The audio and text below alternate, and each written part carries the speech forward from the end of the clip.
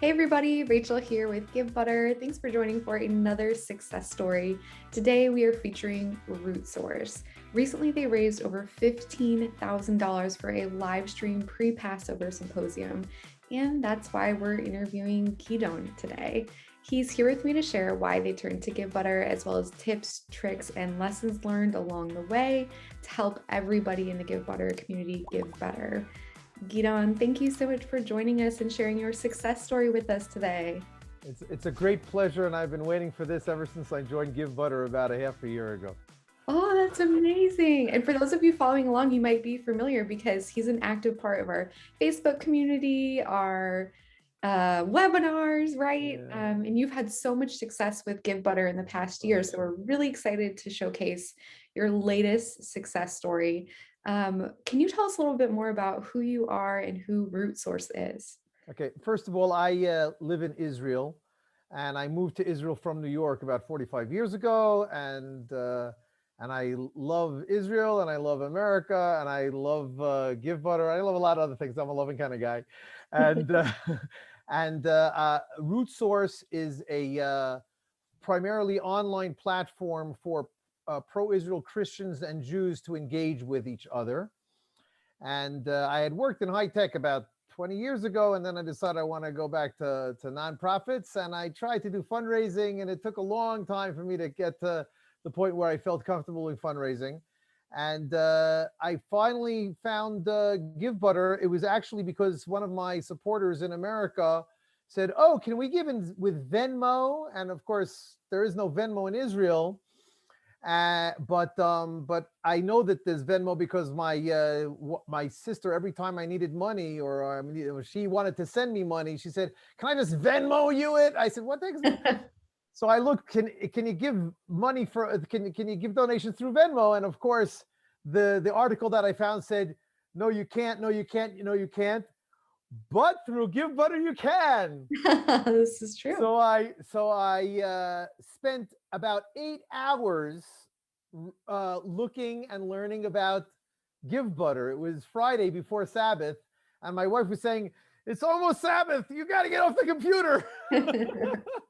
But it was so exciting to find this platform, Givebutter. It was just so interesting. So that's me. I live in Israel, and I talked about RootSource, and I told a little bit about how I found Givebutter, and I took me a little while until I got it. Also, it took me a while for me to get my 501c3. I did a lot of things. I do things the hard way, and so that's where I'm up to. So now I have a 501c3. I have Givebutter. I have a donor base, and I'm on my way. Amazing. What is RootSource's mission? Our mission is to uh, basically God's children, all of God's children. We believe that He just wants us all to play nice together, and unfortunately, the Jews and the Christians have an unfortunate, I'll use an understatement, history of animosity. I believe that because of many things, but I would guess primarily because of the establishment of the state of Israel, that is really exciting and igniting the curiosity and the excitement of many Jews and many Christians. And so I saw this. I little by little met pro-Israel Christians, and I saw that they are just so hungry to learn the Jewish sources, the Jewish roots of Christianity, which, as far as I'm concerned, is Torah, is Jewish wisdom. So I'm very happy to share. And so my mission is to bring more and more Christians who want to avail themselves to that wisdom and to those relationships, really, like I said, to build friendships, and to bring more Jews into that, which is a little bit harder. So little by little, we're working on it. Very inspiring. And right now, we have about a dozen teachers. Each teacher has recorded about 50 lessons, Wow. 10 to 40 minutes each lesson. Altogether, we have about 1,000 lessons recorded. And at first, we started out as a business. We had about 500 people paying for these lessons. But after a while, I realized that the people who were paying weren't really watching, and the people who wanted to watch couldn't afford to pay. So I said, we got to change it into a nonprofit, which was my idea in the first place. And today we have about 50,000 people on our mailing list. Wow.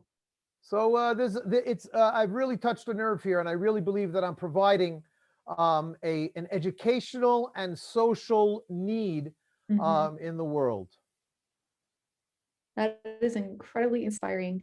Thank you for the you. important work that you're doing. Can you tell us a little bit more about your Livestream Symposium? What was it all about? What were you raising funds for? How did it work? Tell us all the things. If I may, let me start a little bit back. When I first got onto Givebutter, I was very interested. That's an understatement of a word. I was amazed, enchanted. So I said, okay, I'm going to start small. I'm going to run a small give campaign, something really small, just to test the waters. And I sent it out to whoever I sent it out with. I got, somebody gave $10, somebody gave $20, somebody gave $250, which of course is really the secret of fundraising. You just have to tell enough people what's going on, and they'll say, thanks, I've been waiting for you. That is really the response to a fundraiser. It doesn't have to be, oh, you again. It has to be, thanks, I've been waiting for you. Yep. And so I said, wow, this is great. Now I'm going to do a fundraise campaign. I don't even remember what it was that I did. I don't remember. It doesn't matter. And then he said, okay, now's the time to do an event. So I did one event, and it was very successful. Then I did another event after I learned a little bit. And I wrote this recently on the Facebook. Somebody says, hey, I'm just starting. What do you suggest I do? I say, just do it. If I try, I'm not perfect. Okay. And really, Givebutter is such an easy platform. One of my campaigns I tried to do with teams. And it didn't really work. Okay, but I tried it and I learned a little bit. Here's the campaign. Of course, right now, it started out as an event. So I have a friend who has a foundation, and they give me a lot of money. Thank you. That's what a foundation is for. This is also, let me stop sharing for a second. Obviously, individuals, everybody gives what they feel like giving, but foundations were created in order to give money away. So it's really good to have friends in foundations. So true. After asking them every quarter, I said, gee, what am I going to ask them for now? I only ask for real things. I did with this foundation a symposium. I brought some of my teachers to them. They're in Texas. They brought a few of their scholars, because they're not just a giving away foundation. They're also a teaching type of thing. So we had a symposium with like three of their teachers and like 3 of my teachers.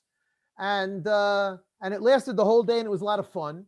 So I felt like doing that again. I came up with, okay, what can I ask her for money for?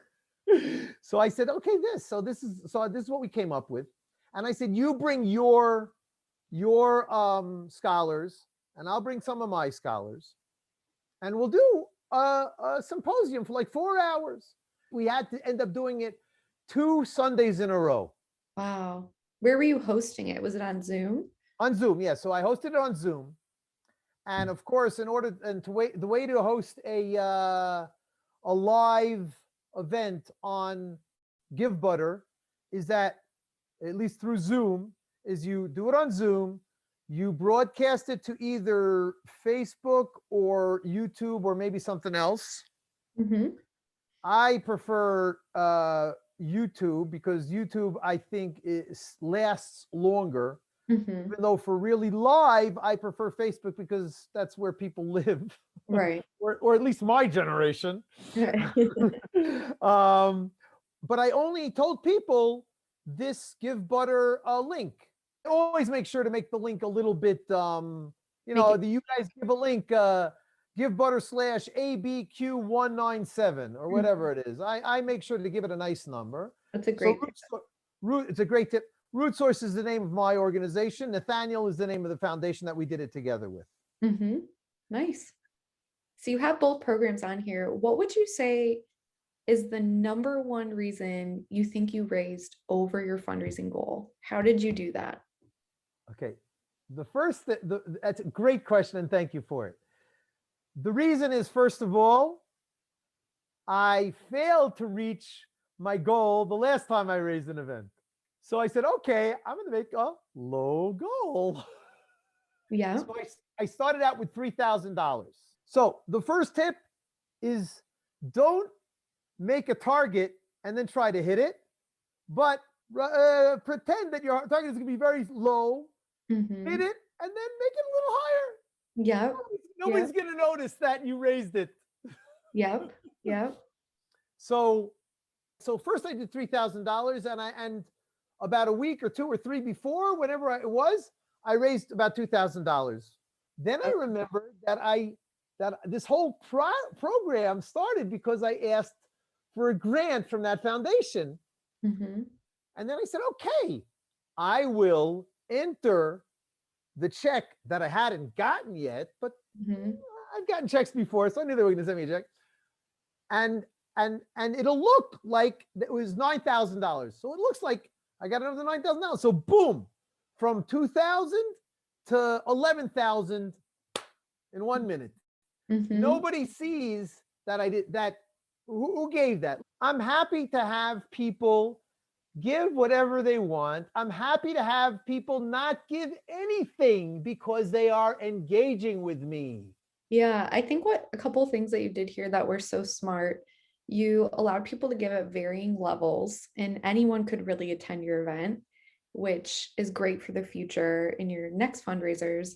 Second, you started small. You set a small, reasonable goal that you knew you could hit. And when it was time to give a boost, you added that foundation gift. And then that kind of really built momentum because it looked like you had raised as much as, way more than that. And so I think that's really important for people to hear with live stream fundraisers. We see this across the board.